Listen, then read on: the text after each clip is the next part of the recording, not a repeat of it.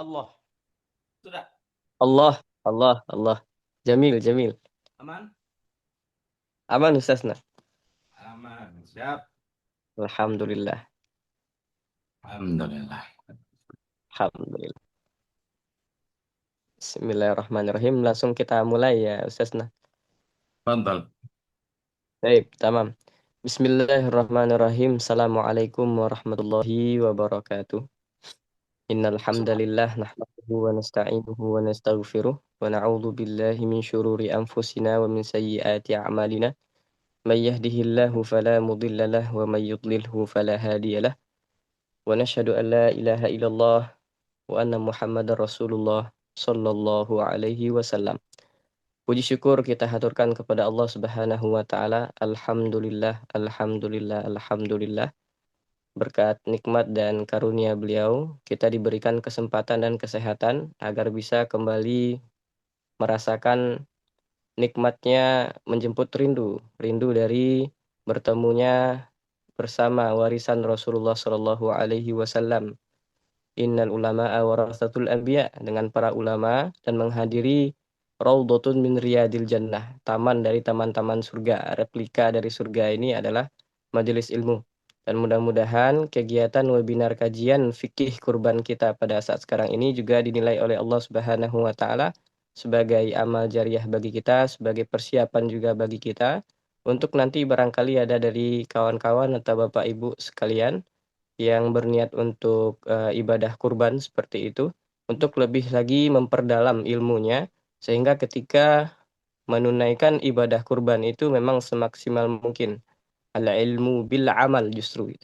Amin, amin ya rabbal alamin. Sebelum kita memulai kajian kita, sedikit kami ingin menyampaikan beberapa hal. Pertama, izin memperkenalkan diri.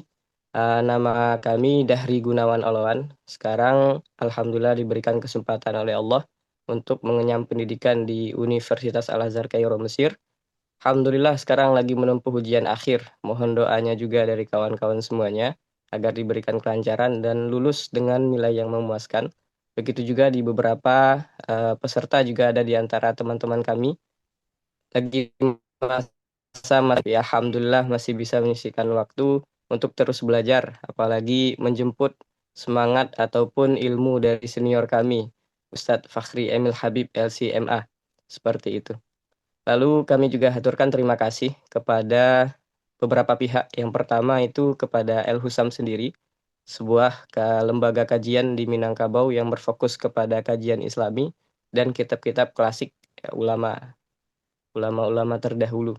Lalu juga kami ucapkan terima kasih kepada KMM Mesir, organisasi kedaerahan mahasiswa Minangkabau yang berada di Mesir, ya, kesepakatan mahasiswa Minangkabau di Mesir, yang pada kesempatan kali ini diwakili oleh PLT Gubernurnya, Ketua KMM-nya sekarang, yaitu Ustadz eh, Faisal Hanif juga bergabung pada kesempatan kali ini.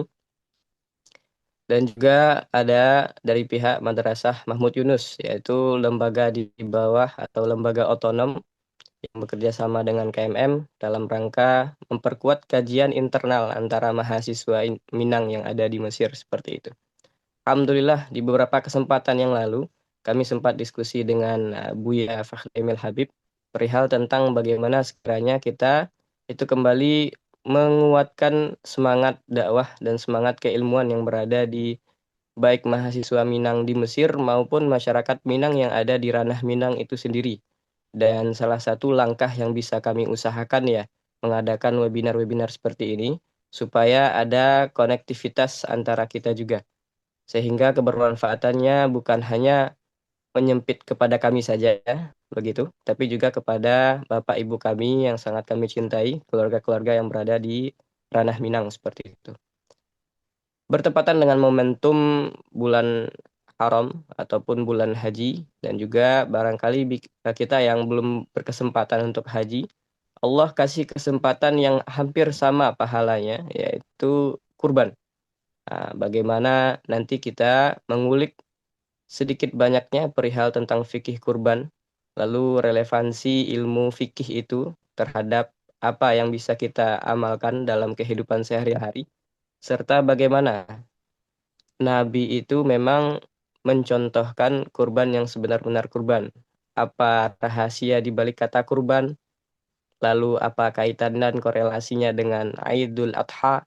Dan seperti itu, insya Allah nanti akan dikulik langsung oleh guru kita, Buya Fakhril Habib LC MA. Sedikit kami bacakan biografi singkat beliau. Beliau adalah senior kami, juga alumni dari Universitas Al-Azhar Mesir. Beliau adalah ulama muda, Buya Fakhri Emil Habib LC MA, sering disapa sebagai Buya Habib atau Ustadz Habib, seperti itu. Pendidikan beliau dulu sempat mengenyam pendidikan di yayasan yang dibentuk oleh Syekh Ibrahim Musa, yaitu Pondok Pesantren Sumatera Tawali Parabe, Agam Bukit Tinggi. Lalu diberikan kesempatan untuk melanjutkan studi beliau di Negeri Para Ulama, Kinanah S1 di Universitas Al-Azhar Mesir, juga menjadi lulusan terbaik pertama mahasiswa Indonesia tahun 2015. Lalu melanjutkan ke jenjang magister, spesifikasinya adalah usul fikih, yaitu selesai tamhidi, dan beliau juga ketika itu di masa corona lagi menjalankan penelitian. Tapi ala kulihal qadarullah agak sedikit terhalang karena adanya corona ya Ustaz. Nah, ketika itu beliau melanjutkan lagi S2 di UIN Bukit Tinggi dan juga lulus dengan predikat terbaik, ya, IPK 4. Masya Allah, wisudawan terbaik program magister angkatan pertama 2022. Ya, ini salah satu faedah dari corona juga barangkali ya Ustaz.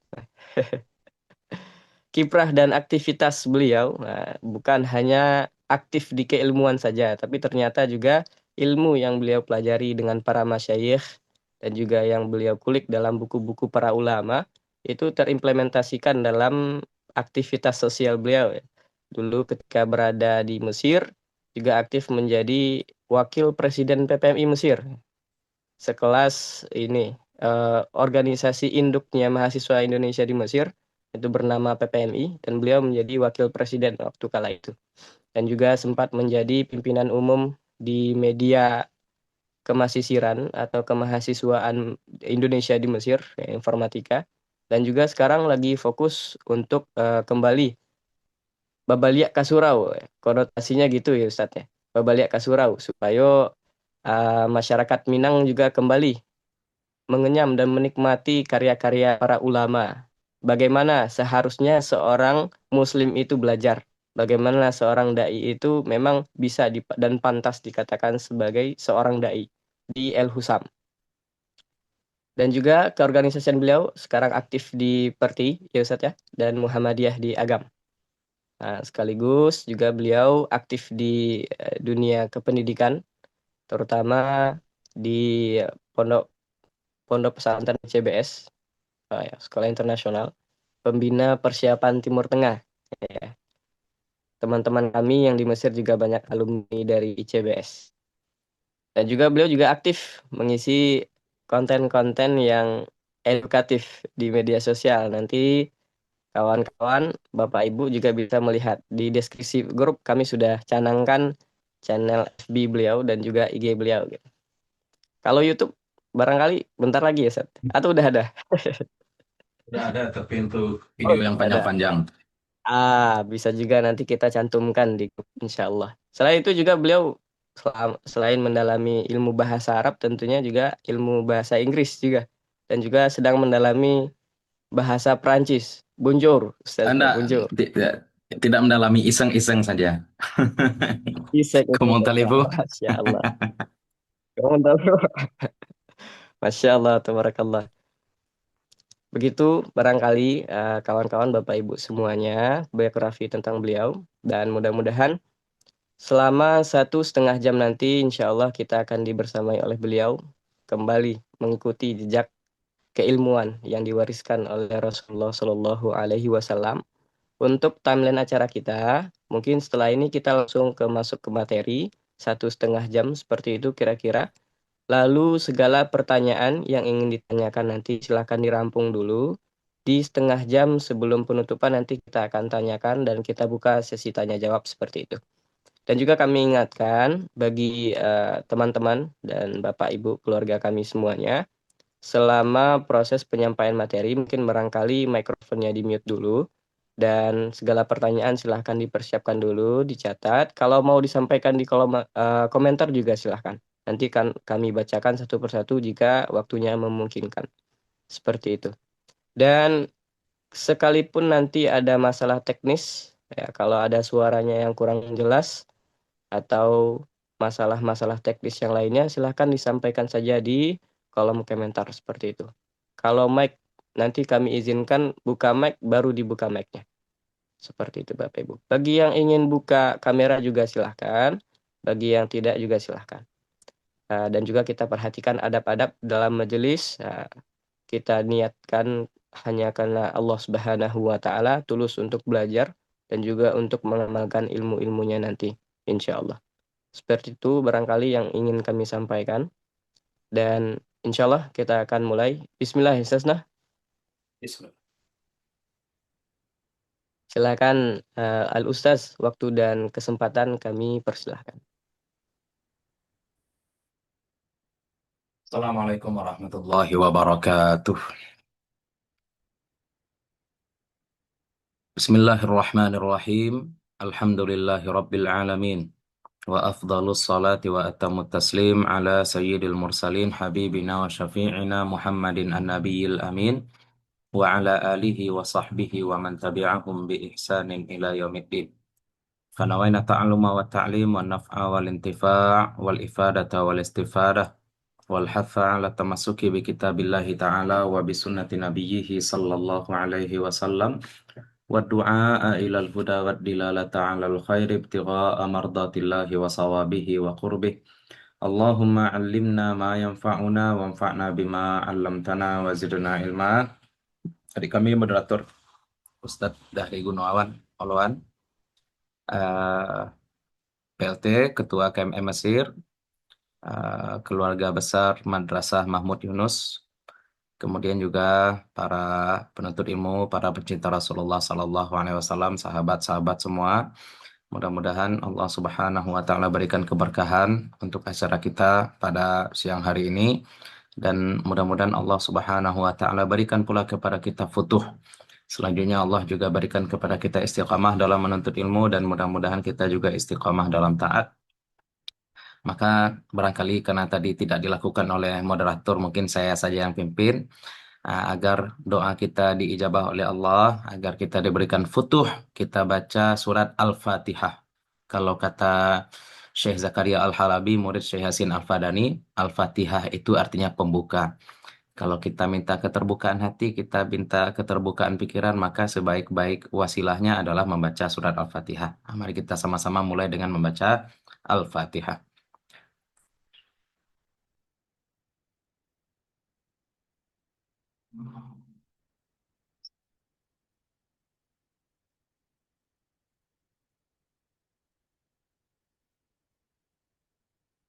Baik, Alhamdulillah. Eh, Mudah-mudahan dengan pembacaan Al-Fatihah tadi Allah Subhanahu wa Ta'ala memang memberikan kepada kita futuh, Allah berikan kepada kita kebaikan, dan Allah juga berikan kepada mu'alif dan guru-guru kita kebaikan. Baik, para masyayikh, kawan-kawan semua, eh, barangkali agar berkah juga kegiatan kita.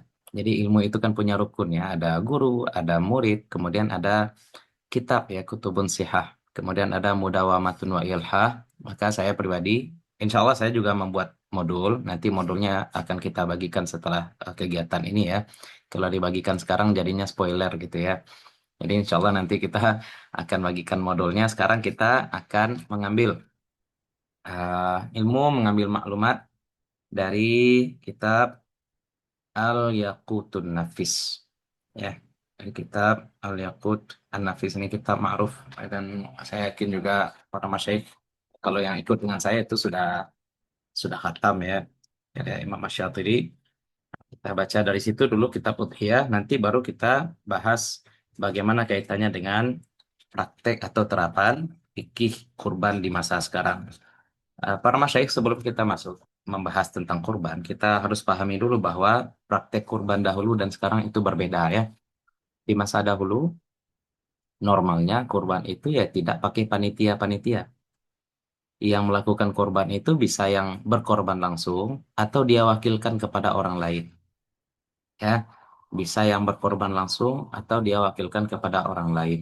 Kalau Nabi Shallallahu Alaihi Wasallam beliau pernah menyembelih sendiri, kemudian beliau baca Bismillahi Allahu Akbar li Muhammadin wali ummati Muhammad, seperti itu kata beliau. Berarti beliau ketika itu berkorban untuk diri beliau dan juga untuk umat beliau. Nah, itu menunjukkan bahwasanya kurban itu aslinya memang dilakukan oleh orang yang berkorban.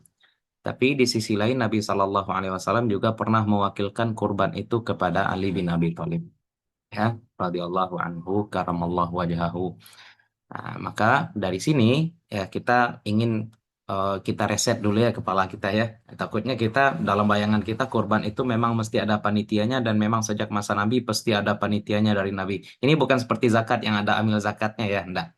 Jadi kepanitiaan kurban di masjid-masjid itu adalah bid'ah hasanah yang ya tidak ada di masa Rasulullah Sallallahu Alaihi Wasallam, tapi hari-hari ini sudah umum kurban itu memakai panitia kurban seperti itu. Nah, sekarang kita bahas dulu kurban secara personal dulu, kurban masing-masing nanti kita kaitkan dengan kepanitiaan kurban, tentu dengan akad wakalah ya. Bismillahirrahmanirrahim. Qala al-musannifu rahimahullahu taala wa nafa'ana bi ulumihi wa bi ulumi masyayikhina fid dharain amin. Al-udhiyatu ma yudbahu minan na'ami taqarruban ila Allah ta'ala min yaumin nahri ila akhiri ayyamit tasyriqi. Kurban kalau di dalam bahasa Arab juga disebut dengan udhiyah. Udhiyah. Kalau hewannya itu dhahiyah. Ya, udhiyah kurban. Kalau dalam bahasa Indonesia ya hewan kurban. Apa itu? Kurban itu adalah hewan yudhbahu yang disembelih. Nah, hewan ini berupa apa? Minan na'ami. Hewan ternak yang dalam bahasa Arab disebut dengan na'am. Dalam bentuk jamaknya al-an'am. Nah, hewan ternak yang jenisnya na'am itu adalah onta dan sejenisnya, sapi dan sejenisnya, kambing dan sejenisnya. Kita pakai standar bahasa Arab ya, na'am ya. Jangan pakai standar bahasa Indonesia. Kalau pakai standar bahasa Indonesia, maka ikan juga ternak, ayam juga ternak. Apalagi kalau kita pakai standar bahasa Minang. Orang melihara anjing pun disebut ternak sini. Kalau di anjing nggak bawa ternak, oh ya, nah itu kalau di Minang ya, beda. Kita pakai standar bahasa Arab, jadi hewan ternak itu tiga tadi. Jadi onta dan sejenisnya, sapi dan sejenisnya, kambing dan sejenisnya. Kemudian niatnya apa? Taqarruban ilallahi ta'ala. Nah, dari sini asal kata kurban ya. Karena niat mendekatkan diri kepada Allah Ta'ala.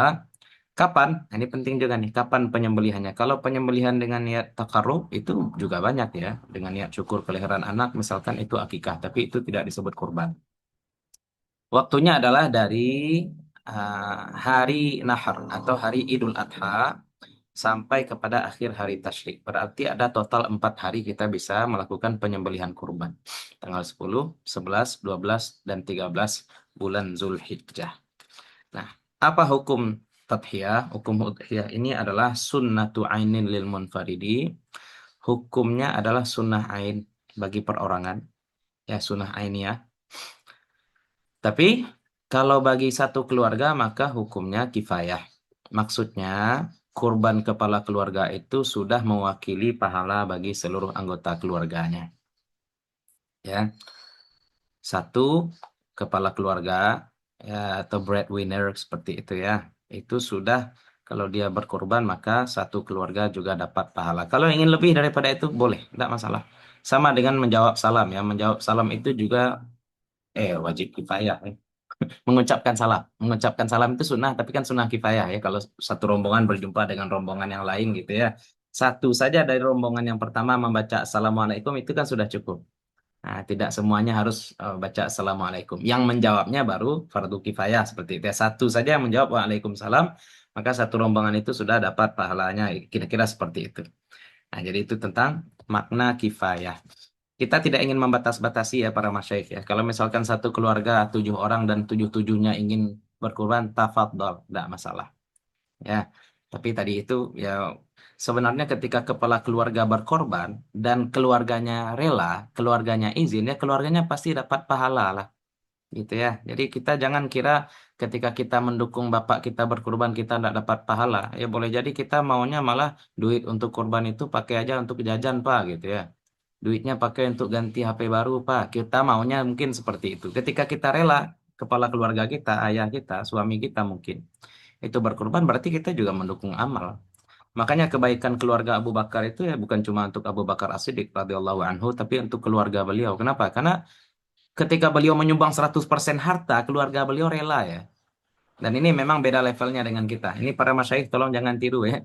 Nyumbang pula 100%, kalau kita mungkin dosa. Sama dengan orang yang membaca Al-Quran kurang dari 3 hari ya. Bagi orang-orang spesial, orang-orang khusus, tidak masalah. Tapi bagi kita yang tidak terkerjakan pula kerja-kerja kita yang lain. Balik kepada pembahasan kurban. Jadi kurban itu la tajibu illa bin nadri. Kurban itu tidak wajib kecuali dengan nazar. Nah, kalau ibadah kurban dinazarkan, barulah dia menjadi wajib. Nah, dalam mazhab Syafi'i ada nahwin nazar. Ada sesuatu yang dihukumi nazar walaupun lafaznya bukan nazar. Contohnya ketika kita membeli kambing atau membeli sapi dan kita katakan ini hewan kurban saya.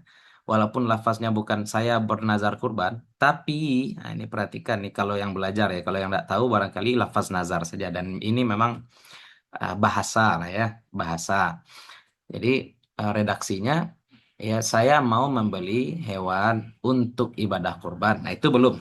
Tapi kalau hewan itu sudah kita beli, hewan itu sudah kita beli, kemudian kita katakan ini hewan kurban, maka otomatis ini hewan hukumnya sama dengan kurban nazar. Maksudnya sama bagaimana? Hukumnya pertama menjadi wajib. Yang kedua, orang yang berkurban tadi tidak boleh makan sedikit pun dari hewan kurban tersebut. Nah, andai misalkan terjadi hal-hal yang tidak diinginkan sehingga dia tidak bisa melaksanakan kurban, maka dia harus ganti. Kalau ibadah sunnah tidak jadi dilaksanakan, tidak harus ganti. Tapi kalau ibadah wajib tidak jadi dilaksanakan, maka harus diganti atau diqadha. Oke, lanjut.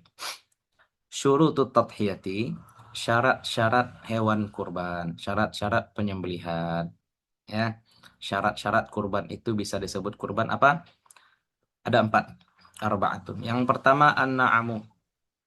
Yang pertama hewannya itu berbentuk na'am tadi. Naam itu yang tadi kita sebut onta dan sejenisnya, sapi dan sejenisnya, kambing dan sejenisnya. Maka tidak sah korban dengan ayam, korban dengan bebek, korban dengan telur apalagi. Ustadz, bukankah dalam hadis salat Jumat Nabi bilang bahwa siapa yang datang pada saat Al-Khamisah, saat yang kelima hari Jumat, berarti seolah-olah dia berkorban dengan telur. Berarti boleh dong berkorban dengan telur. Ada memang pandangan seperti itu, tapi itu bagi saya gambaran pahalanya ya. Bukan berarti kurban dengan telur boleh ya. Bukan berarti kurban dengan telur boleh. Itu cuma gambaran saja. Takribul faham. Seperti itu. Ini bukan berarti kurban dengan ayam pun boleh. Tidak. Ya, kurban itu dengan an-na'am. Nah, 3 jenis hewan yang kita sebutkan tadi. Kemudian apa lagi? Ijza'ud dha'ni. Nah, kalau hewannya itu biri-biri, maka dia sudah mencapai usia jada'ah. Nah, untuk biri-biri ini para masyayikh usia 1 tahun itu sudah sah. 1 tahun, doan ya. 1 tahun biri-biri itu sudah sah dijadikan hewan kurban. Tapi kalau untuk kambing, ya, kalau untuk kambing itu harus 2 tahun. Sapi juga harus 2 tahun. Ya, bulughul bakari wal ma'izi sanataini. Jadi sapi dan juga maiz atau kambing itu 2 tahun. Kemudian untuk onta 5 tahun. Nah, apa hikmahnya kenapa usia-usia ini dibatasi? Karena kita diperintahkan untuk berkorban dengan yang baik-baik, ya. Dan hewan-hewan ternak tadi itu kalau misalkan ini memang agak sulit ya melacak usia hewan ternak, tapi setidaknya kita bisa melihat dari giginya. Kalau giginya sudah copot berarti ini hewan sudah sah untuk dikurbankan. Kenapa? Karena kalau giginya copot berarti hewan ternak ini sudah melewati fase pertumbuhan cepat. Nah, ketika giginya sudah copot, maka pertumbuhannya masih ada tapi tidak sepesat sebelumnya. Nah, bisa kita katakan ini adalah usia ripe-nya gitu ya, usia matangnya. Kalau sebelum itu masih mangka. Nggak tahu saya bahasa Indonesianya mangka atau apa, pokoknya itulah. Ya, jadi usia matang hewan itu ya ketika giginya sudah copot. Ya, Ini solusi ya sebenarnya ya bagi orang-orang yang akan berkurban dan dia nggak tahu ini kambingnya usianya sudah berapa, sudah 2 tahun atau belum, ini sapinya sudah 2 tahun atau belum, mana akte kelahiran, kan nggak ada akte kelahiran sapi. Ah, lihat aja giginya seperti itu ya. Kalau memang sulit untuk mengetahui usia sapi atau usia kambing, lihat aja giginya ya.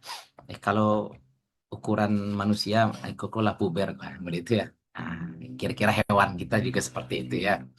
Beda ya kalau laki-laki dan perempuan ya. Kalau perempuan itu masa puber pertumbuhannya lambat. Kalau laki-laki ketika mencapai usia pubertas pertumbuhannya jadi pesat. Kalau hewan ketika giginya copot pertumbuhannya tidak sepesat sebelumnya. Kira-kira seperti itu. Itu hikmahnya saja ya.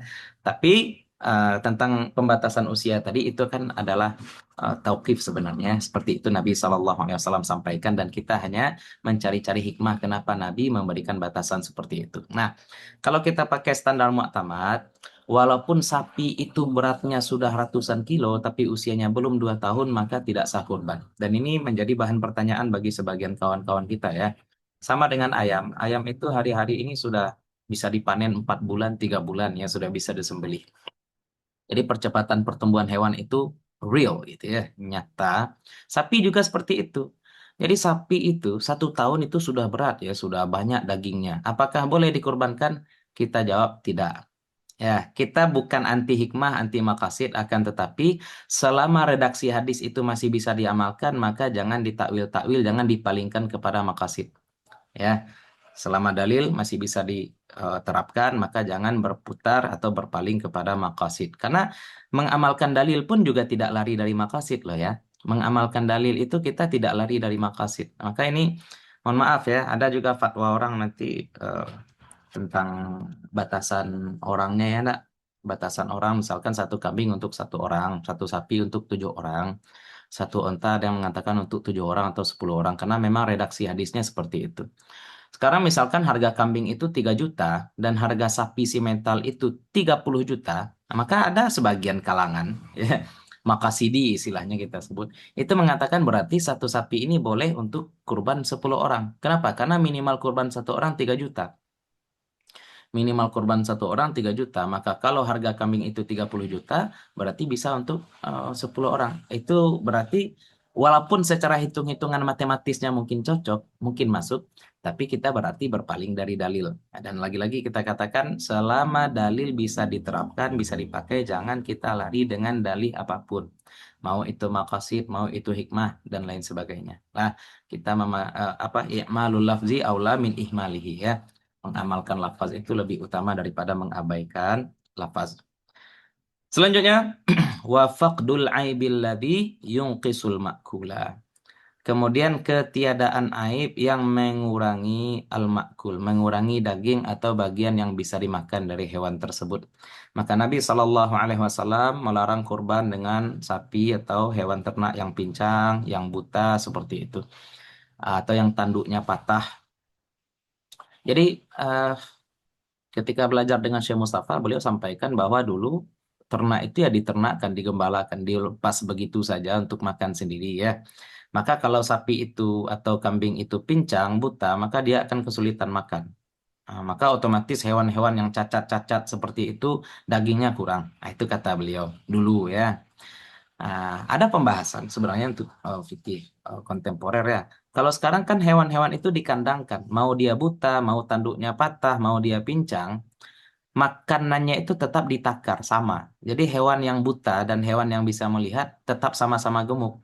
Nah, bagaimana statusnya sama dengan yang tadi ya? Selama lafaz masih bisa diterapkan, maka kita tidak lari dengan hikmah-hikmah seperti tadi. Tapi untuk perluasan saya sepakat. Kalau misalkan ada penyakit, yang mana penyakit itu menyebabkan rusaknya daging atau berkurangnya daging, maka itu termasuk aib yang tidak yang membuat kurban tadi tidak sah. Contohnya kemarin, contoh ya kita terapkan yang masalah penyakit antraks, sakit sapi, antraks, itu merusak, maka tidak boleh kurban dengan sapi antraks. Contoh lain kalau di Indonesia PMK ya, penyakit mulut dan kuku yang terjadi pada hewan-hewan ternak. Nah, ini penyakit tidak mengurangi daging. Ya, penyakit seperti ini tidak mengurangi daging. Maka kalau misalkan kambingnya ada kuku, ada kutu seperti itu, ini penyakit-penyakit yang tidak mengurangi daging, dan tidak disebutkan secara teks oleh Nabi Shallallahu Alaihi Wasallam, maka tidak jadi persoalan. Nah, itu tentang aib-aib pada hewan. Nah, sebenarnya ada pembahasannya kalau telinganya sobek, kalau tanduknya patah seperti yang tadi kita sebutkan ya. Jadi pembahasan dulu.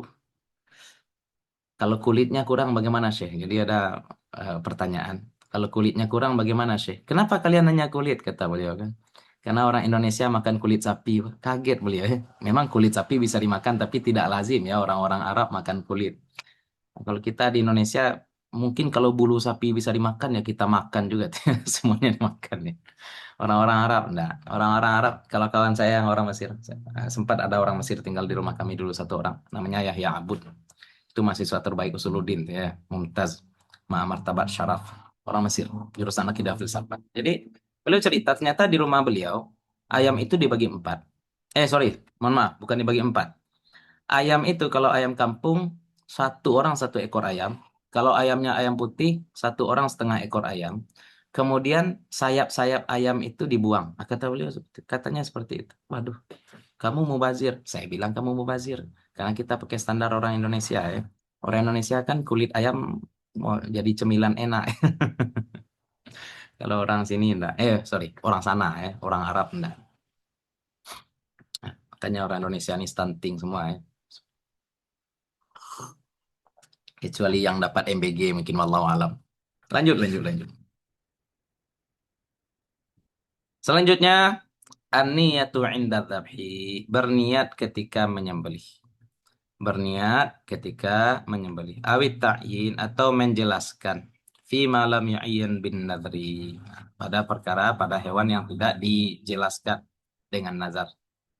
Ya, jadi berniat ketika menyembelih atau ta'yin. Kalau misalkan nazar, itu sudah otomatis. Kalau kita korbannya korban nazar dan kita menyembelih sendiri, udah aman tuh. Karena hewannya sudah muayyan gitu ya. Tapi kalau misalkan kita tidak bernazar, kita korbannya korban sunnah ya sudah. Bismillahi li wali ahli seperti itu boleh. Bismillah ya Allah terimalah kurban aku untuk aku dan untuk keluarga aku itu boleh. Nah, jadi itu niat ketika menyembelih. Lanjut, waktu pelaksanaan kurban. Waktu pelaksanaan kurban min mudhi qadri raka'ataini wa khutbataini khafifatani. Ya, atau khafifatin. Dari berlalunya dua rakaat dan dua khutbah yang ringan. Nah, dalam mazhab Syafi'i, nah ini juga pandangan ya. Kalau secara dalil kan fasolli li rabbika wanhar. Salatlah untuk Rabb kamu, untuk Tuhan kamu dan menyembelihlah. Berarti menyembelih itu dilakukan setelah salat dan tentu dengan rangkaian salat. Nah, sunnahnya itu khutbah gitu ya. Tapi berapa lama salat, berapa lama khutbah? Dalam mazhab Syafi'i salah satu dalil mu'tabar namanya al-akhdhu bil aqal. Kita pakai standar minimal. Contoh lain ya, Allah menyuruh kita untuk mengusap kepala dalam wudhu. Berapa bagian kepala yang diusap? Sedikit. Jadi, nah ya, kita pakai standar paling sedikit. Ketika Allah Subhanahu wa taala suruh mengusap kepala, Allah kan tidak sebut seluruh kepala. Allah cuma sebut dari kepala. Berapa dari kepala? Sedikit pun jadi. Nah, ya, sesuatu yang bisa disebut kepala secara uruf. Nah, sama dengan memotong rambut ketika kita tahallul ya, ketika halak dalam rukun haji dan umrah itu. Berapa yang harus dipotong? Tidak harus semua pelontos. Ya, potong sedikit pun jadi. Nah, kenapa? Karena tadi al-akhdhu bil akal. Ini juga nih. Khutbahnya khutbah yang mana Ustaz? Di masjid ini khutbahnya 30 menit, di masjid itu khutbahnya 10 menit, di masjid ini wah, seperti itu kan panjang. Maka standar kita adalah yang paling minimal.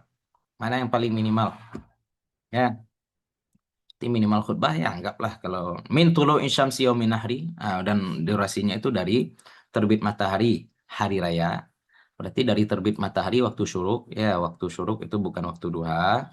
Hitunglah sholat, kemudian dua khutbah, anggaplah sholat itu mungkin 5 menit atau 7 menit, kemudian ditambah khutbah, khutbah itu barangkali 7 menit juga, mungkin 15 menit setelah waktu syuruk, atau 20 menit setelah waktu syuruk, maka sudah sah dilaksanakan penyembelihan. Kalau di Mesir, para masyayikh kita juga mengucapkan, kebanyakan orang-orang Mesir ya, belum hari raya Idul Adha itu sudah banyak sapi-sapi yang digantung disembelih ya. Kenapa? Karena hari raya kurban itu bukan cuma penyembelihannya saja, memang hari rayanya itu hari raya, maka memang orang banyak membeli daging sebelum itu. Tapi daging-daging atau hewan-hewan yang disembelih sebelum hari raya tidak masuk hewan kurban, tidak masuk hewan kurban. Sampai kapan penyembelihannya? Ila akhiri ayamit tasyrik. Sampai akhir hari tasyrik. Nah, ini pengalaman saya pribadi. Kadang-kadang di awal-awal hari raya itu saya tidak ada uang seperti itu ya untuk ikut iuran kurban. Tidak ada uang untuk ikut iuran kurban sehingga saya tidak ikut berpartisipasi dalam kurban masjid terdekat. Kenapa? Karena duitnya belum ada gitu ya. Dan boleh jadi duitnya baru ada tanggal 11 atau 12 atau tanggal 10. Sedangkan panitia kurban itu memberikan batas waktu itu mungkin seminggu sebelum hari raya gitu ya. Seminggu sebelum hari raya karena mereka harus mencari sapinya lagi panjang prosesnya.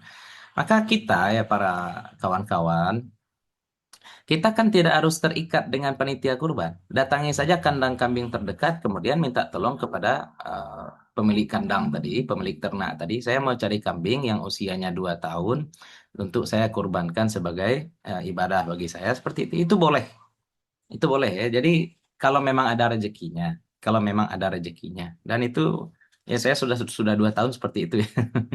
Jadi kita sembelih sendiri, kemudian kita bagikan sendiri ya. Tapi saya menyembelihnya aja. Yang membersihkan kulit, yang memotong-motongnya saya minta peternaknya tadi ya. Saya nunggu aja. Tambah aja duitnya sedikit gitu ya. Lanjut, lanjut, lanjut. Dan harga kambing itu bisa lebih murah daripada kita nyembelih sapi 7 ekor itu ya. Sorry, satu sapi untuk 7 orang ya. Itu bisa lebih murah tergantung harga kambingnya. Harga kambing rata-rata 2 juta dan di Payakumbuh ini kalau rata-rata iuran kurban itu 2.400.000. Kalau di Bukit Tinggi mencapai 3.500.000 ya. Karena Bukit Tinggi ini memang biasanya terkenal ya kurbannya lebih mahal daripada daerah-daerah lain. Nah, lanjut. Adadu man tujzi'u anhumul udhiyatu al-wahidatu. Berapa orang yang mendapatkan ijza, dapat pahala lah kira-kira dari satu sembelihan, dari satu korban, itu juzi'ul badanatu. Nah, sekarang satu onta itu bisa mengcover an sab'atin dari 7 orang. Ya, satu onta untuk 7 orang. Kemudian wal baqaratu dan satu sapi an sab'atin untuk 7 orang. Dari 7 orang. Wasyatu an wahidin fakat. Sedangkan satu kambing itu dari 1 orang. Ini perhatikan para masyayikh ya. Kalau 7 orang berkorban untuk satu sapi atau berkorban untuk satu onta, tidak ada kewajiban bahwa masing-masing mereka harus iuran sama besar. Ini penting nih ya. Jadi boleh saja satu orang bayar 5 juta, satu orang 3 juta, satu orang 2 juta. Pokoknya 7 orang, satu sapi untuk 7 orang. Besaran pahalanya ya tergantung berapa iurannya seperti itu ya. Bahkan boleh jadi satu orang itu tidak bayar apa-apa. Ini contoh ya. Contoh nih saya beli sapi ya. Saya beli sapi. Aminkan aja dulu kan. Sapi simental yang harganya 100 juta. Ya. Sekarang kita aminkan aja dulu. Kemudian karena saya berpikir, mending kita bagi-bagi pahala. Saya telepon adik saya misalkan. Yang nomor 2. Ini saya membeli sapi untuk diri saya. Tapi saya ingin ngajak kamu juga berpartisipasi dalam kurban. Kamu tidak usah bayar. Sapinya sudah saya beli. Kamu ikut ya? Oke, kata adik saya. Kemudian adik saya yang ketiga juga oke katanya. Adik saya yang keempat juga oke katanya. Ayah saya juga karena ayah saya sudah walaupun anak itu ada kewajiban nafkah juga ya untuk orang tua tapi tetap saja ini mustakil sebenarnya gitu ya. Ayah ikut ya, ikut. Betul, sudah 5. Saya telepon mertua lagi. Pak, ini sapi sudah dibeli, Pak. Ikut ya, Pak. Oke, siap. Pokoknya totalnya jadi 7 ekor. Sorry, 7 orang. Yang bayar cuma 1 orang. Yang 7 cuma ikut-ikutan nimbrung. Boleh enggak? Boleh. Enggak masalah. Ya, ini eh, tempat kita dipermasalahkan ya Ustadz. Ini cuma 5 orang Ustadz yang terakhir mendaftar gitu ya, mendaftar kurban 5 orang. Boleh enggak 5 orang ini membeli satu sapi? Boleh, enggak masalah. Atau satu orang misalkan karena dia duitnya masih kurang, misalkan harga sapi itu 21 juta dan iurannya itu 3 juta, yang sudah terkumpul baru 15 juta contoh ya. Sehingga yang terakhir iuran ini kalau memang mau membeli sapi maka dia harus iuran berarti 6 juta ya agar totalnya jadi 21 juta. Boleh enggak? Boleh, enggak masalah. Ya, tidak ada kewajiban iuran untuk satu sapi itu sama besar. Pokoknya Nabi cuma bilang satu sapi 7 orang, selesai. Teknisnya bagaimana pembagian satu sapi 7 orang? Terserah kamu. Ya, nah, jangan nanti ada pula aturan harus sama. Mana dalilnya gitu? Mana dalilnya gitu ya? Kalau nggak ada dalilnya kamu bikin-bikin bid'ah gitu. Ya, bikin-bikin aturan sendiri jangan ya. Lanjut. Masriful udhiyati. Nah, ini menarik juga nih ya. Pembagian hewan kurban. Bagaimana teknis pembagian kurban? Yajibut tasadduqu bi jami'il udhiyatil mandhurati wa nahwiha. Wajib tasadduk, wajib bersedekah bijami'i dengan seluruh al-udhiyah, dengan seluruh hewan kurban yang bagaimana? Yang mandurah, yang dinazarkan, wa nahwiha, dan yang semisalnya. Wa nahwiha tadi sudah kita sampaikan ya dalam bahasa Arab, misalkan dia sebut hadhihi udhiyati. Itu walaupun bukan lafaz nazar, tapi dalam mazhab Syafi'i dihukumi nazar. Ya, hadhihi udhiyati seperti itu. Nah, kalau dalam bahasa Indonesia bagaimana? Ini agak sulit saya menjelaskan ya. Hadhihi udhiyati itu dalam bahasa Indonesia barangkali padanannya ndak ada. Dan kita juga, masyarakat kita nyebutnya bukan udhiyah juga. Ini korban saya. Ini korban saya seperti itu. Apakah itu sudah masuk hukum nazar atau tidak? Wallahu alam. Tapi kalau zahirnya menurut saya tidak. Karena dalam pandangan awam kurban itu sunat. Dalam pandangan awam kurban itu kurban sunat bukan kurban nazar. Yang zahir dalam pandangan saya. Kalau nanti ada masyayikh yang mau meluruskan, tafadhol. Selanjutnya kalau misalkan hewan kurban itu hewan kurban biasa, kurban sunnah, bagaimana? Wa yujzi'u. Nah, sah, ya, menggugurkan kesunahan bagaimana? Nayyun ghairu tafihin min lahmil mutatawwa'i biha. Ya, mutatawwa'i biha. Jadi kalau hewannya eh, tidak nazar bagaimana? Yang disedekahkan itu nayyun. Nah, perhatikan nayi, daging mentah, ya, daging mentah tidak matang dari sebagian daging hewan yang disembelih tadi. Sebagian cukup. Ini standar minimalnya ya. Kita sembelih satu kambing, kemudian kita sedekahkan segenggam daging kambing kepada orang miskin yang mentah, maka itu sudah sah kurban. Berapa pahalanya? Ya pahalanya seberapa yang kamu sedekahkan gitu ya. Pahala kurbannya dapat, sedekahnya cuma satu genggam. Afdalnya bagaimana? Kalau kita bicara afdal, segenggam itu yang kita makan, maksudnya sedikit kita makan, yang banyak yang kita sedekahkan. Ya, kalau idealnya bagaimana? Ada afdal, ada ideal. Idealnya dibagi tiga. Sepertiga untuk kita dan keluarga kita, sepertiga untuk kerabat dan tetangga kita, sepertiga dikasih untuk orang-orang miskin. Nah, itu kira-kira gambarannya ya, para masyayikh ya. Nah, jadi kalau standar minimal ini kan afdol, ideal. Yang tadi afdol, kemudian ada ideal, kemudian ada lagi minimal. Standar minimalnya bagaimana? Kita sedekahkan sedikit daging mentah, maka kurban kita sudah sah. Kurban sunnah, ya. Kurban kita sudah sah. Mentah ya. Kenapa mentah ya? Tibar maslahat awam, maslahat orang miskin. Karena kalau dagingnya sudah dimasak, maka orang miskin harus segera menghabiskan daging tadi. Nggak bisa dia mengolah kepada makanan yang dia mau dan makanan yang dia suka. Selanjutnya, wala yasihhu bai'u syai'in minha. Tidak sah menjual sedikit pun dari hewan kurban tadi. Mau kulitnya dijual, mau tanduknya dijual, tidak boleh. Siapa yang tidak boleh menjual? Yang tidak boleh menjual adalah orang yang berkurban.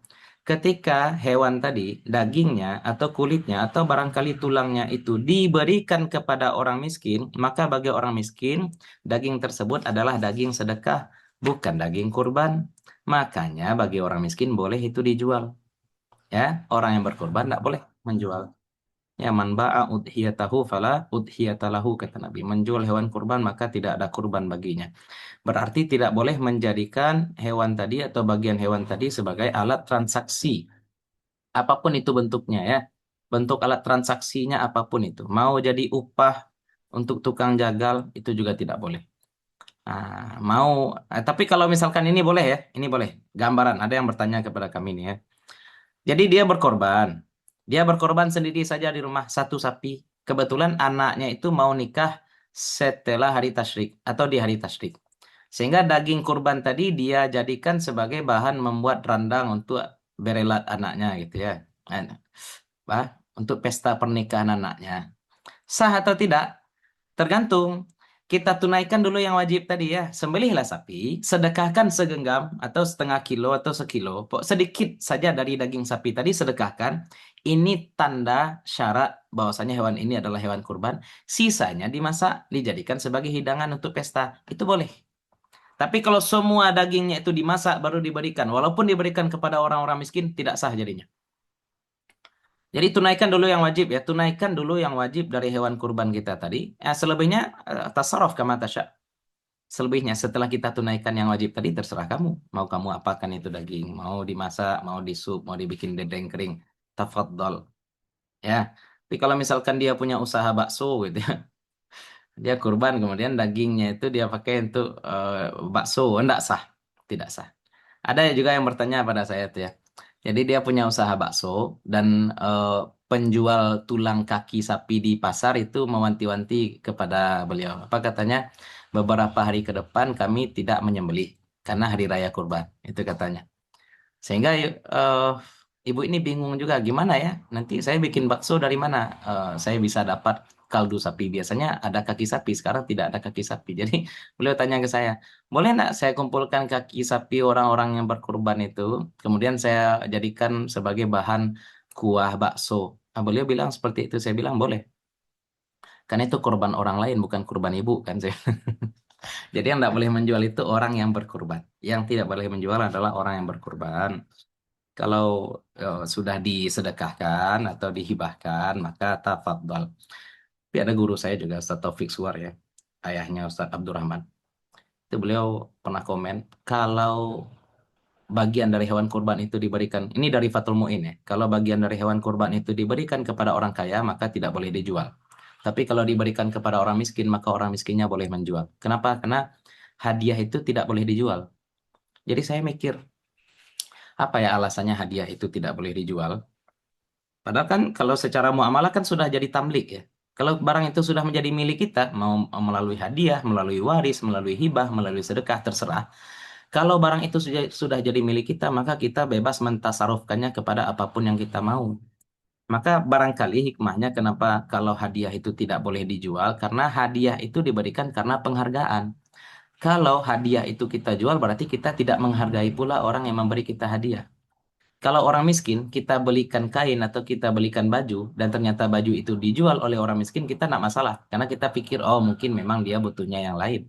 Tapi kalau orang kaya, kita kasih hadiah jam tangan, kita kasih hadiah jaket, baju, kemudian bajunya justru dia jual, ya pasti kita sakit hati kan. Karena ketika kita memberi hadiah, kita memberi bukan karena kasihan, kita memberi karena menghargai dan kita berhusnuzon, ini barang cocok nih untuk si Fulan seperti itu ya. Nah, itu bedanya hadiah dengan sedekah. Hadiah nggak boleh dijual. Kalau sedekah boleh. Nah, sekarang kita bahas yang kontemporer ya.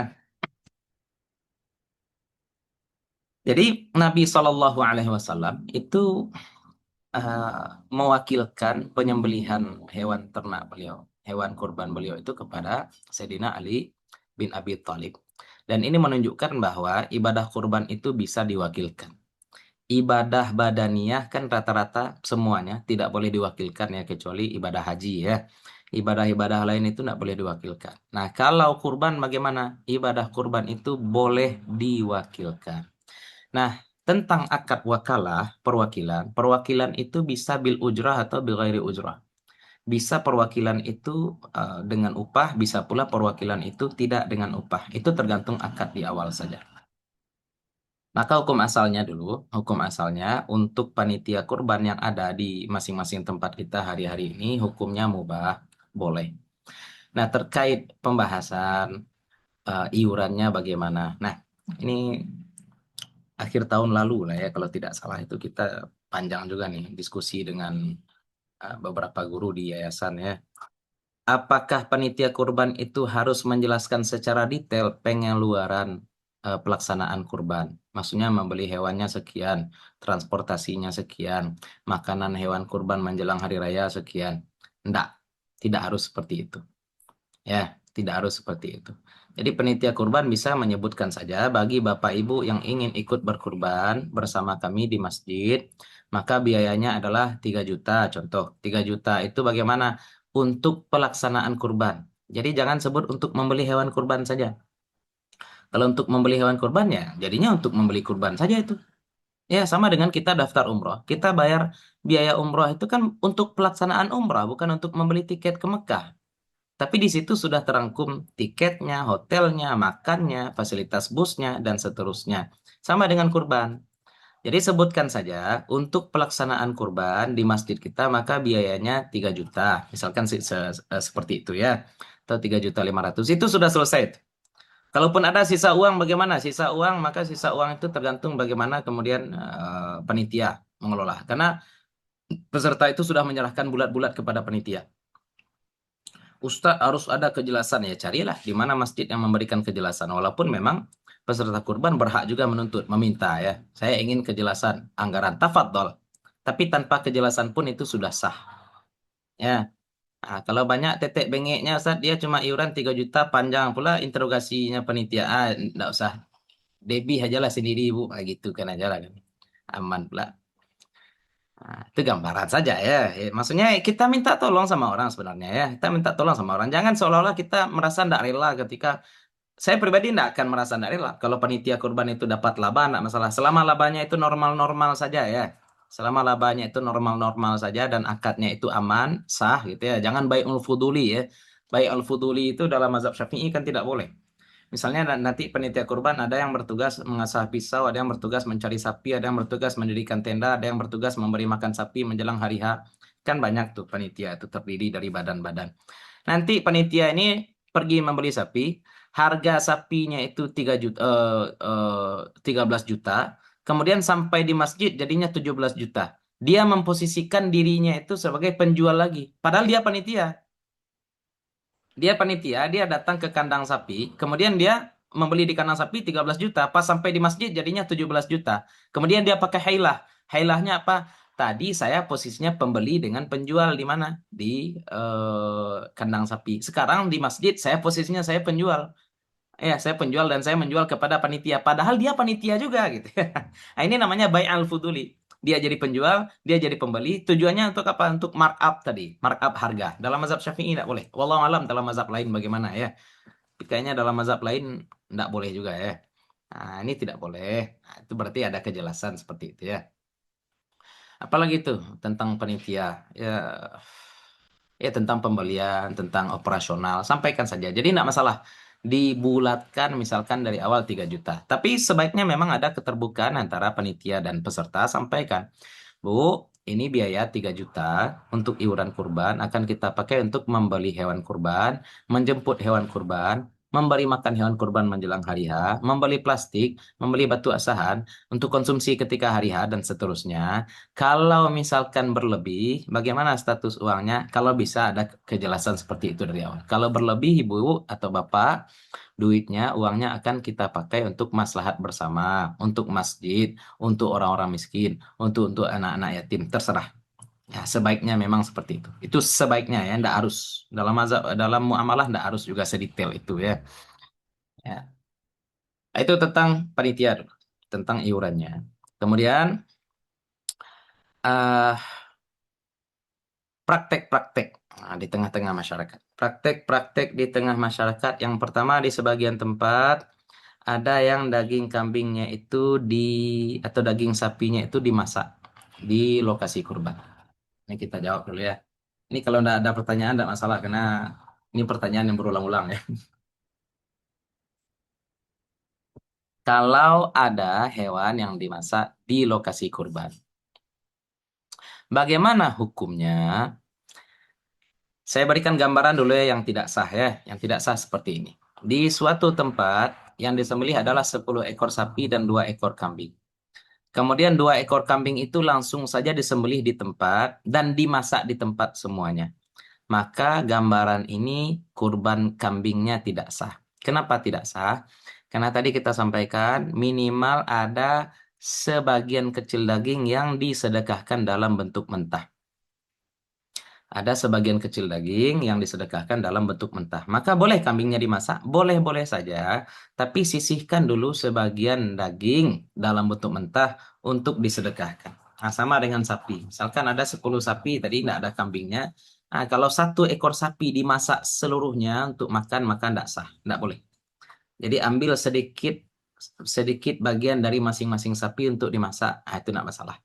Nah, itu gambaran bolehnya ya. Itu gambaran bolehnya kenapa? Karena kurban itu harus disedekahkan sebagian dagingnya dalam bentuk mentah, bukan dalam bentuk matang. Nah, berarti harus ada sebagian dikeluarkan dulu yang akan disedekahkan, sisanya atas saraf kama tasya. Nah, silahkan maksimalkan, manfaatkan sisanya itu sesuai apa yang kamu kehendaki. Ustaz, itu kan panitia ya. Panitia kan adalah wakil orang yang berkorban. Orang yang berkorban sudah mempercayakan itu kepada panitia ya, tidak masalah. Oke. Jadi itu tentang masalah penyembelihan. Kalau masalah penjualan daging tadi kayaknya sudah kita bahas ya. Eh, apa istilahnya tuh? Boleh boleh orang yang mendapatkan daging itu untuk menjual. Orang yang mendapatkan daging ya, sedekah itu boleh dia menjual. Yang tidak boleh menjual adalah orang yang berkorban. Nah, kemudian praktek di sebagian tempat, di sebagian tempat kurban itu dilakukan secara bergotong royong, tidak menyewa tenaga profesional untuk menyembelih. Nah, itu bagaimana statusnya? Itu boleh-boleh saja gotong royong. Yang jadi persoalan apa? Yang jadi persoalan nanti, orang-orang yang ikut bergotong royong ini akan mendapatkan bagian daging yang lebih banyak daripada orang-orang yang tidak ikut gotong royong. Boleh atau tidak? Nah, kita bahas dulu yang tidak bolehnya. Yang tidak boleh adalah menjadikan daging kurban ini sebagai upah. Itu yang jelas tidak boleh ya. Sekarang, ketika orang yang ikut datang ke masjid dan ikut gotong royong, memotong atau membersihkan daging, atau memasukkan daging ke dalam plastik, pokoknya yang ikut gotong royong. Ketika mereka mendapatkan daging berlebih, apakah daging berlebih itu merupakan upah? Nah, di sini kita pakai, kalau pakai tinjauan sudut pandang mazhab Syafi'i kan kita al-ibratu bil eh, mabani, la bil ma'ani, ya. Yang kita jadikan patokan adalah lafaz, bukan maknanya. Maksudnya apa? Adakah akad upah? Adakah akad upah eh, antara orang yang berkurban atau panitia kurban dengan peserta gotong royong? Tidak ada. Tidak ada akad upah. Nah, berarti secara akad ini tidak ada upah sebenarnya ya secara akad. Kita lihat lagi sifat-sifat. Anggaplah sekarang al-ma'hudu dan kal-masyruti syartan. Anggap seperti itu ya. Sesuatu yang sudah dianggap biasa, kadang-kadang posisinya sama seperti syarat seperti itu. Anggaplah kita tengok, kita pakai kaidah itu. Ciri-ciri upah apa? Ciri-ciri upah yang pertama besarannya jelas. Ciri-ciri upah yang pertama besarannya jelas, kemudian mengikat. Dengan kata lain, kalau orang tidak mendapatkan upah, dia berhak menuntut. Sekarang kalau misalkan orang yang ikut bergotong royong dan mendapatkan daging kurban berlebih, apakah dan ternyata mungkin dagingnya itu lebih ringan daripada daging kawannya yang lain, bisakah dia menuntut? Tidak bisa dia menuntut. Dia tidak bisa menuntut. Kalau tidak bisa menuntut berarti bagaimana? Berarti hukumnya memang tidak mengikat. Daging tadi, dia mendapatkan daging tadi tidak mengikat. Nah, nanti akan ada pula orang yang protes. Ustadz kan daging kurban harus dibagikan secara rata. Siapa bilang harus rata? Nggak ada orang bilang harus rata. Kalau saya pribadi sepakat ya. Orang yang datang gotong royong kurban ke masjid itu mendapatkan daging yang lebih banyak daripada yang mager di rumah. Yang tidak ikut gotong royong. Kenapa? Yang pertama, kalau dia banyak ke masjid dan ikut untuk melakukan penyembelihan, untuk gotong royong, itu menunjukkan isi rumahnya banyak. Kalau isi rumahnya banyak, berarti dia juga butuh banyak daging. Tidak masalah. Ya, itu yang pertama. Ya, jadi, sorry, yang pertama tadi kita katakan kurban tidak harus dibagikan secara rata. Boleh saja kita bagikan hewan kurban itu secara berkeadilan. Maksudnya apa? Orang yang isi rumahnya banyak, maka dapat daging lebih banyak. Itu tidak masalah. Nah, kenapa orang ini lebih banyak? Ya, salah satu faktornya karena nampak memang isi rumahnya lebih banyak. Apa buktinya? Lebih banyak juga anggota rumah orang ini yang datang gotong royong. Nah, yang tidak boleh apa? Menjadikan itu sebagai upah. Dan kita sudah sampaikan tadi ciri-ciri upah seperti apa. Dan menurut hemat kami, daging yang berlebih yang diberikan kepada orang yang ikutan gotong royong itu bukan upah. Ya, karena tidak mengikat juga. Tidak bisa protes juga dia kalau tidak dapat. Saya pernah ya, di kampung saya seperti itu. Tapi karena saya mirip dengan adik saya yang di bawah, jadi kami dianggap satu orang gitu. Ya, kami dianggap satu orang, jadi cuma dapat satu plastik tambahan. Saya tanya pada adik saya, mantap Bang Bib. Nggak ada katanya, ya sudah, no problem, it's okay aja gitu ya. Karena memang tidak ada akad di awal. Bagaimana kita mau menuntut kalau tidak ada akad di awal? Berarti bukan upah juga. Nah, kemudian satu lagi yang penting juga ya para masyaikh ya. Penyembelihan hewan kurban jangan dilakukan di masjid atau di harimul masjid. Di parkiran masjid silahkan, di teras masjid jangan. Karena masjid itu harus kita jaga kesuciannya. Nah, ini hewan kurban ini kan najis, mengeluarkan najis ya. Hewan kurbannya suci, oke. Tapi dia akan berdarah nanti. Nah, itu hukumnya tentu najis. Kita jaga masjid kita dari najis. Nah, itu barangkali ya, sedikit sentuhan terakhir. Kita ulang kali, Ustadz Dahri. Kenapa ini namanya buyuang nih? Ya. Wallahu ta'ala a'la wa a'lam. Sayang dari orang tua. Taib, tamam. Alhamdulillah, Bapak Ibu jemaah dan masyayikh semuanya, sesi penyampaian materi tadi sudah disampaikan secara sempurna oleh Buya kita, Buya Fakhril Hamil Habib. Selanjutnya kita masuk kepada sesi tanya jawab. Tadi beberapa ada yang bertanya di kolom komentar. Pertanyaan pertama dari saudara kita Khilal Hamdan, Kerinci, Masya Allah. Ustadz, 1 ekor sapi, 3 akikah, 4 kurban bisa? Kira-kira sudah bisa tertasawurkan pertanyaannya Ustadz Habib? Sudah, ini pertanyaan menarik. Oke, Pertama, mau di... akikah dulu Oke, ya. tamam. Para masyayikh, akikah itu disunahkan selama ibu. Akikah itu disunahkan untuk bapak selama istrinya atau ibu si anak itu masih nifas. Ini penting.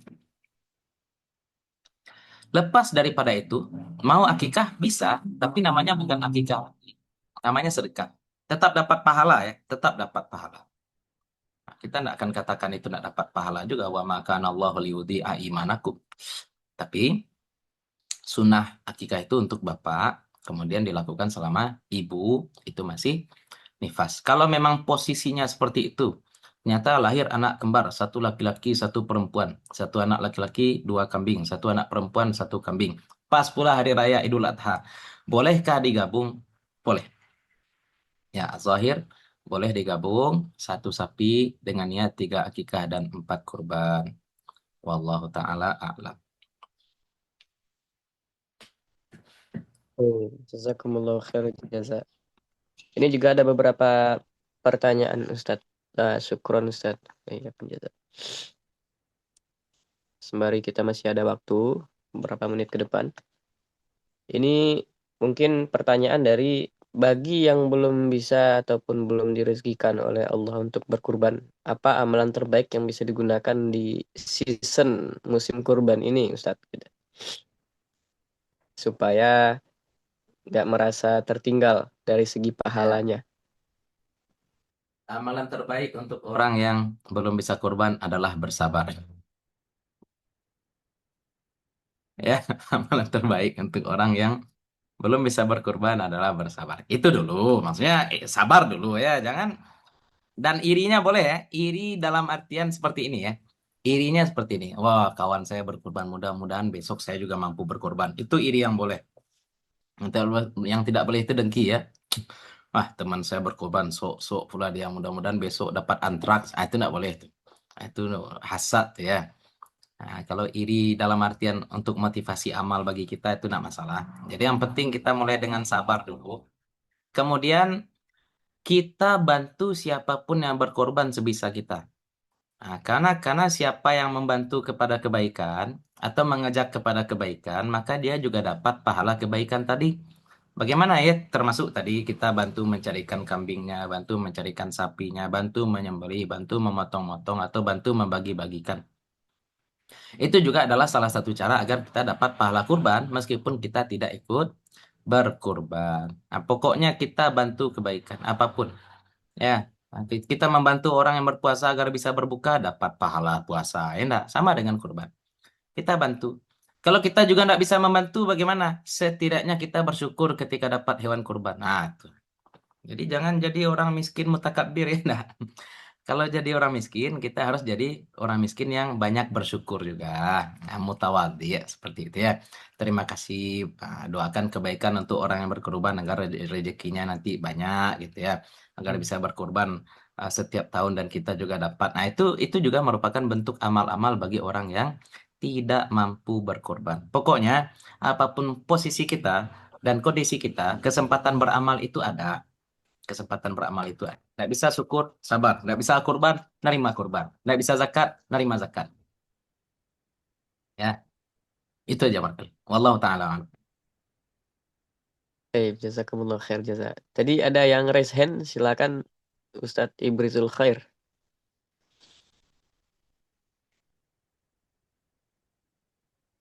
Ada yang mengangkat tangannya tadi. Silakan kalau misalkan mau mengutarakan pertanyaan secara langsung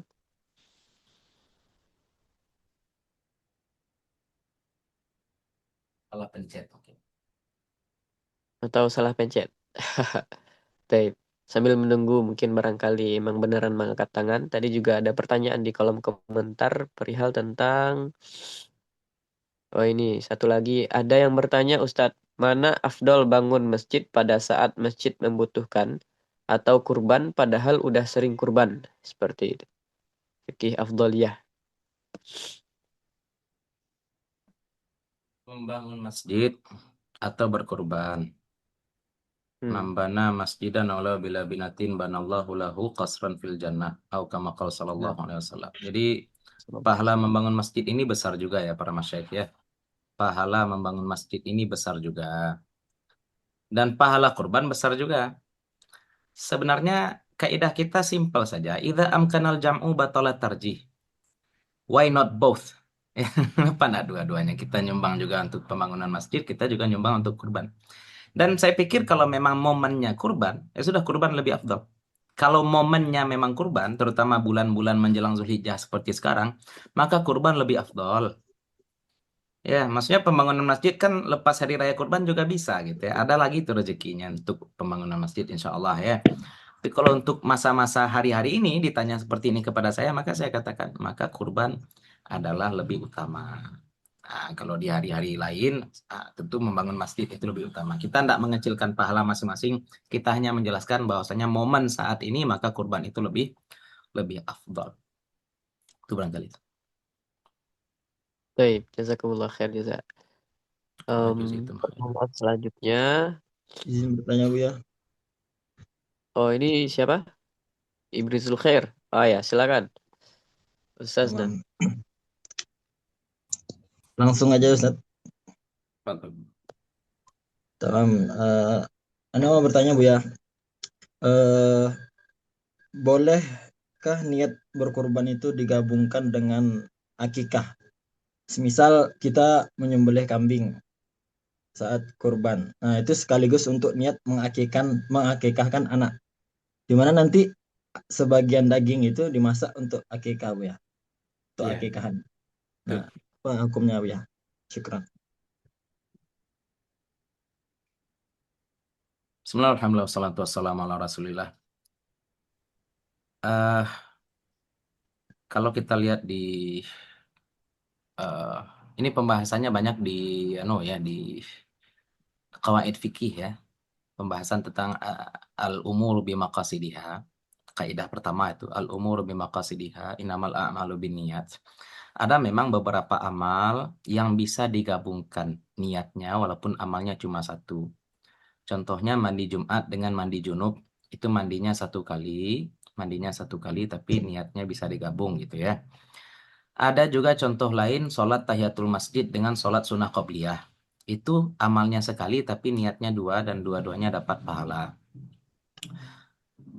Tapi akikah dan kurban itu walaupun sama-sama menyembelih, niatnya berbeda, peruntukannya juga berbeda, cara tasarufnya juga berbeda. Maka saya belum menemukan. Bahkan ulama-ulama kontemporer yang agak, maksudnya, mohon maaf ya, jangan tersinggung ya, yang agak-agak tasahul lah dalam fatwa ya. Contoh yang agak ringan dalam berfatwa kan Syekh Ali Jum'ah gitu ya. Ketika membahas tentang kurban dan akikah, beliau tetap melakukan tarjih. Mana yang lebih afdal, akikah atau kurban. Beliau tidak merekomendasikan menggabungkan. Padahal dalam pandangan saya, barangkali beliau termasuk yang membolehkan nih gitu kan. Ternyata tidak juga. Jadi beliau tetap sampaikan tergantung ah, apa momen gitu ya. Tergantung momennya. Sekarang momennya apa? Momennya sekarang adalah kurban, sudah kurban. Nah, kalau misalkan bisa dua-duanya dilakukan, lakukan dua-duanya dengan hewan yang berbeda tentu saja. Satu hewan untuk kurban, kemudian hewan lain untuk akikah. Nah, kalau digabungkan bagaimana? Kalau digabungkan, kurban tidak dapat, akikah tidak dapat, yang dapat apa? Sedekah jadinya. Nah, karena niat itu mesti ada had, ya ada hatmun, ada kepastian ya. Jangan di eh, jangan goyang gitu ya. Harus jelas ini niatnya kita kurban atau niatnya untuk akikah. Wallahu alam, mungkin kalau ada pandangan lain ya. Setahu saya tetap para ulama akan melakukan tarjih. Ini satu kambing akan dipakai untuk akikah atau untuk kurban. Itu barangkali Ustaz ya. Wallahu alam. Amin ya. Syukran ya. Afwan.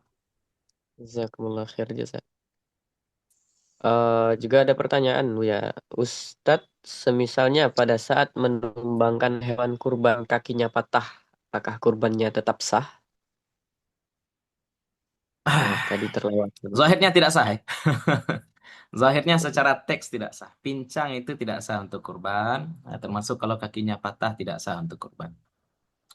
Dan kalau ada kelalaian panitia dalam hal itu, panitia harus ganti.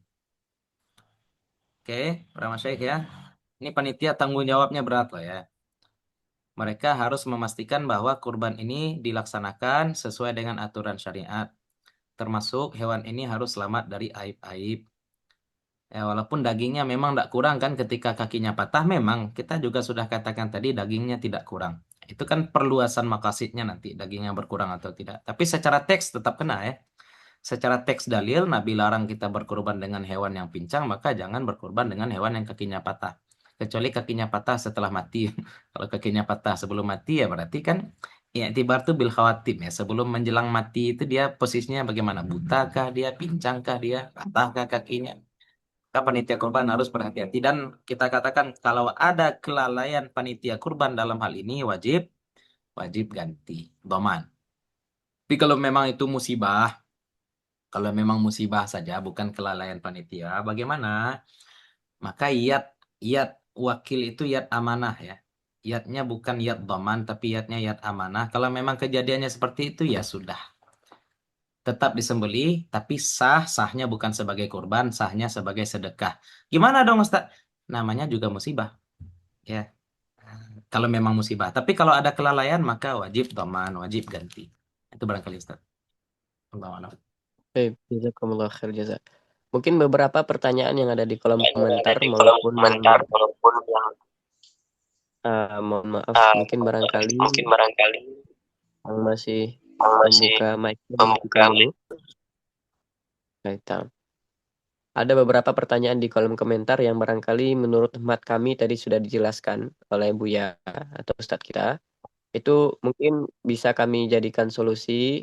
Ini kan nanti akan direkam, jadi supaya menghemat waktu dan begitu efisiensi kegiatan, nanti akan di-share lagi video dari ataupun rekaman dari kajian kita ini.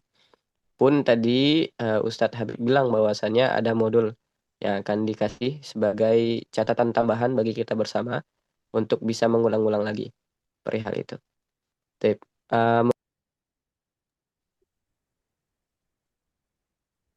Masih ada Ustadz? Masih ada yang ingin bertanya, mungkin barangkali yang belum dibahas tadi. Pertanyaan yang belum dibahas. Ya. Alfian. Oke, silakan. Assalamualaikum warahmatullahi wabarakatuh. Waalaikumsalam Ustadz, warahmatullahi wabarakatuh. yang akan ditanyakan, ada praktek di kampung kita yang melaksanakan itu panitia dari sebuah organisasi. Jadi sekampung itu panitia ini yang melaksanakannya sebuah organisasi. Setelah semuanya dilaksanakan kan ada kulit. Kulit itu dikumpulkan dan kulit ini dijual oleh panitia itu organisasi ini, panitia itu organisasi. Kemudian dari hasil keuntungan kulit itu dibelikan sapi. Dan sapi itu diberikan kepada masyarakat untuk mengelolanya. Apinya itu berkembang. Bagaimana itu hukumnya? Satu. Kemudian yang kedua pertanyaan kita, Dan sekarang ini kan ada keinginan dari Menteri Agama kita ini agar kurban, kegiatan kurban dan yang lain-lainnya dikelola oleh Basnas itu. Kalau dapat ya. Jadi ini apa muatannya ini? Artinya negara yang mengelola kurban dan segala macam itu, akikah. Bagaimana pandangan syar'inya tentang masalah ini? Itu dua pertanyaan, Ustadz. Assalamualaikum warahmatullahi wabarakatuh.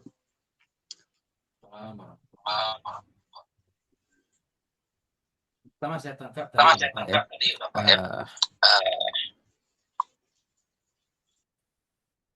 Jadi dari hewan tadi ada kulit dan kulitnya itu dijual. Kemudian hasil penjualan kulit itu dipakai untuk membeli sapi lagi dan sapi ini diserahkan kepada masyarakat barangkali untuk dibesarkan dan hasilnya nanti dipakai untuk keperluan operasional organisasi. Itu yang saya pahami barangkali ya. Maka sebenarnya balik kepada akad di awal ya. Ini kulit sudah disedekahkan kepada organisasi atau belum? Organisasi itu kita anggap sebagai insan i'tibari ya. Kita anggap sebagai insan i'tibari. Nah, dan kita sudah memberikan itu kepada organisasi dan organisasi itu kalau misalkan sudah dapat dan statusnya tadi kita sampaikan hadiah atau hibah, itu organisasi boleh menjual kulit tadi. Duitnya mau dipakai langsung oke, mau dibelikan sapi lagi silakan. Yang penting yang tidak boleh menjual kulit tadi adalah orang yang berkurban. Ya, yang penting yang tidak boleh menjual adalah orang yang berkurban. Kalau kulitnya sudah disedekahkan atau dihibahkan kepada organisasi dan organisasi itu yang kemudian menjual, maka itu boleh. Itu boleh ya. Nah, kemudian yang kedua masalah kurban itu dikelola oleh negara ya. Gimana ya? Ini agak repot-repot juga saya menjawab ya untuk masalah negara. Sebenarnya gini ya. Ada positif, ada negatif.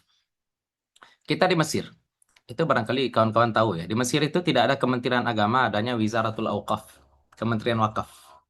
Masjid-masjid itu dibangun oleh negara, direhab oleh negara, khatibnya digaji oleh negara.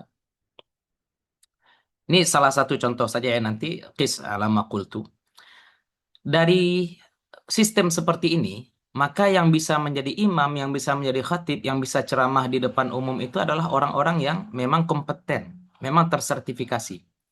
Tapi di Indonesia, tanpa adanya konsep seperti ini, orang-orang seperti Mama Gufron itu bisa bebas berkeliaran gitu ya. Syududu katanya, enak, kacau itu. Iya, dan ya banyak lagi ya, selain Mama Gufron itu banyak ya. Tapi itu salah satu efek negatif. Ketika ulama itu tidak disertifikasi oleh pemerintah, maka yang melakukan sertifikasi terhadap tokoh penceramah adalah awam. Dan kalau awam sudah menjadikan selera mereka sebagai standar keulamaan seseorang, ini kacau balau. Kacau balau ya. Bisa jadi yang memang diulamakan adalah orang alim, bisa jadi tidak. Nah, sisi negatifnya bagaimana? Sisi negatifnya, kalau ulama itu sudah difasilitasi oleh negara, maka sulit kita menemukan ulama yang tegas kepada pemerintah. Itu sisi negatifnya. Sisi positif tadi sudah kita sampaikan yang akan jadi ulama tentu orang-orang yang tersertifikasi. Sisi negatifnya ya ini. Nah, nanti takutnya ulama kalau sudah digaji oleh pemerintah sulit mereka untuk kritis kepada penguasa. Tapi kayaknya Imam Ghazali dan juga guru beliau Imam Juwaini walaupun mereka dosen dan mereka digaji oleh negara itu ya di nizamiyah seperti itu ya, tapi mereka tetap pedas ya terhadap pemerintah ya. Kenapa? Karena tadi kita sampaikan orang kalau misalkan sudah sampai pada level tertentu, mau dia dikasih duit berapapun oleh negara, oleh penguasa, maka kritik mereka tetap jalan gitu ya. Kritik mereka tetap jalan. Sebenarnya begitu. Nah, kemudian untuk kurban, kalau negara yang kemudian mengelola kurban bagaimana? Sebenarnya zakat juga. Zakat lah dulu ya, zakat ini memang negara ya, ulil amri ya untuk ambil zakat. Zakat ini sudah dikelola oleh negara dan memang sesuai dengan aturan fikih. Ambil zakat itu ditunjuk oleh negara. Banyak hal-hal yang bagi saya pribadi itu bertentangan dengan apa yang saya yakini kebenarannya. Ya contohnya zakat penghasilan. Zakat penghasilan saya tidak sepakat ya, itu bid'ah. Dan bagi saya itu bid'ah sayyi'ah. Zakat penghasilan. Di mana sisi bid'ah sayyi'ahnya? Yang pertama, zakat penghasilan itu dipotong di awal keluarnya seolah-olah ini adalah pertanian, padahal itu penghasilan ya, bukan pertanian. Ya, itu bukan pertanian, itu adalah penghasilan, gaji. Gaji itu bagaimana di masa Nabi kan ada juga orang yang bekerja digaji. Ya, orang yang bekerja digaji, orang yang diupah itu ada di masa Nabi. Jadi jangan seolah-olah kita katakan di masa Nabi tidak ada pekerja kreatif, tidak ada orang yang diupah. Ada di masa Nabi. Tapi Nabi tidak sebut mereka wajib bayar zakat. Ya, Nabi tidak sebut mereka wajib bayar zakat. Nah, itu contoh kasus di masa Nabi Shallallahu Alaihi Wasallam. Jadi itu contoh. Kemudian apalagi sekarang masalah nisab malah di apa dikatakan nisab itu emas 13 karat. Wah, ini lebih kacau lagi nih. Emas itu 24 karat. Kalau 85 gram berarti nilainya sekitar 230 juta. Jangan diganti jadi emas 13 karat. Ini bid'ah juga. Kalau mau aman, harusnya ganti nisab itu menjadi perak. Nah, ini contoh maksud saya bagaimana? Lembaga negara itu harus meng-hire orang-orang yang kompeten seperti itu. Ini banyak ya fatwa-fatwa aneh bagi saya pribadi. Talak tidak jatuh kecuali di depan hakim lah, di pengadilan lah. Padahal talak itu di rumah walaupun istrinya ada atau tidak ada tetap jatuh gitu ya. Nah, saya takutkan nanti kalau kurban itu dikelola juga oleh negara, takutnya di sini nih.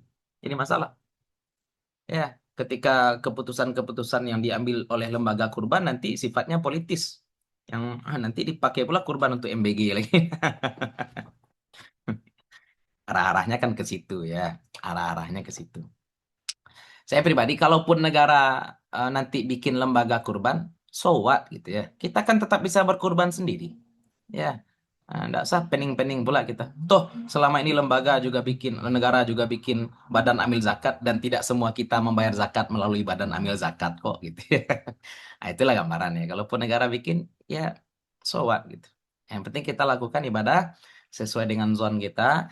Walaupun harapan saya memang kepada ulama-ulama yang kira-kira bisa suaranya didengar oleh penguasa, oleh presiden, oleh wakil presiden itu tolong nasihatilah penguasa gitu ya. Nasihatilah agar kebijakan-kebijakan itu diambil berbasis maslahat umat, jangan maslahat program pemerintah. Memang maslahat umat. Itulah barangkali Pak ya. Wallahu taala a'lam. Jazakumullah khair. Untuk Jazakumullah. pertanyaannya mungkin ada 3 pertanyaan lagi, Ustadz. Tapi kita jawab lagi sepenuhnya seluruhnya atau cukupkan dulu. Nanti kita sambung diskusi di grup. Apa gimana, Ustadz? Iya, sampai situlah dulu kayaknya Ustadz Dahri ya. Sudah jam 3. Ya, Oke, ini juga oke, tamam. Ini juga beberapa pertanyaan nanti udah sempat disinggung di pemaparan materi tadi. Jadi insya Allah akan diulang lagi. Akan disampaikan modulnya juga. Mungkin barangkali itu semuanya. Alhamdulillah jazakumullahu khairu jaza Syekhinal Kabir Ustazna Fakhri Emil Habib. Dan juga terima kasih kami utarakan kepada seluruh pihak yang bertanggung jawab, yang berkiprah di dalam kegiatan acara ini. Dari segala lini, dari KMM, dari madrasah, dan dari juga Al-Husam. Dan terutama terima kasih kami ucapkan juga kepada seluruh keluarga kami, teman-teman dan kawan-kawan masyayikh semuanya yang telah berkiprah di dalam amalan dakwah ini dan amalan ilmu ini. Mudah-mudahan ini sebagai bentuk persaksian kita kepada Rasulullah nanti ketika di yaumil akhir bahwasanya kita memang pantas dilakui sebagai umatnya. Nah, ciri-cirinya adalah cinta akan ilmu gitu. Dan juga nanti pun kita bisa meneguk nikmatnya duduk bersama, ngopi bersama Rasulullah Shallallahu Alaihi Wasallam di surga nanti, sehingga dianggap sebagai umat terbaiknya. Seperti itu mungkin barangkali Bapak Ibu dan kawan-kawan semuanya. Kita doakan mudah-mudahan ini diterima oleh Allah Subhanahu Wa Taala, dan juga bagi barangkali kita di antara kita yang ada berkurban, kurbannya diterima. Bagi yang tidak berkurban, tidak kurbannya pun diterima dengan apa? Dengan mendukung keluarga-keluarganya yang lain untuk berkurban dan juga memaksimalkan ibadah-ibadah yang lain. Jangan sampai kita kurban iya tapi sholat ditinggalkan. Seperti itu. Mungkin barangkali closing statement dari kami itu saja. Dan kita akhiri. Ada mungkin lagi yang ingin disampaikan Ustadz Fakhri Emil Habib. sudah. Cukup. Semoga Allah berikan pada kita futuh dan istiqamah. Allahumma amin. Kita akhiri majelis kita dengan mengucapkan hamdalah. Alhamdulillahirabbil alamin. Dan doa Penutup majelis, subhanakallahumma wa bihamdika asyhadu an la ilaha illa anta astaghfiruka wa natubu ilaik. Jazakumullahu khairu jaza. Makasih banyak sedulahnya dan sanak kami sedulahe. Terkhusus kepada Ustadz dan guru kami Fakhri Emil Habib. Begitu saja, mohon maaf atas segala kesalahan. Barangkali ya kita saling meridhoi satu sama lain. Sampai bertemu di pertemuan majelis-majelis ilmu selanjutnya. Kami dari Gunawan Oloan pamit undur diri. Assalamualaikum warahmatullahi wabarakatuh. Waalaikumsalam. Assalamualaikum warahmatullahi wabarakatuh.